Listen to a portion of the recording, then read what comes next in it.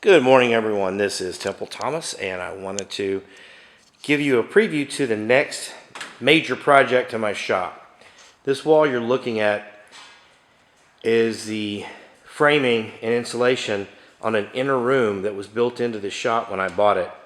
I decided to keep it. It's pretty handy for storage inside there, setting up some ventilation inside there with a little bit better temperature control so I can use that for stains and finishing and spraying, etc.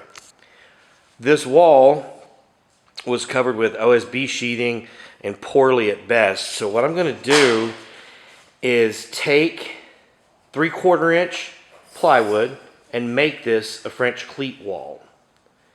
So from the left to the right, it'll take exactly 6 full sheets plus an 18-inch piece, and on the 6 full sheets set vertically, I'm going to have French cleats along this entire wall.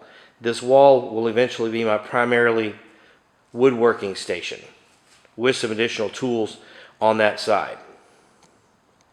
Stay tuned for the next.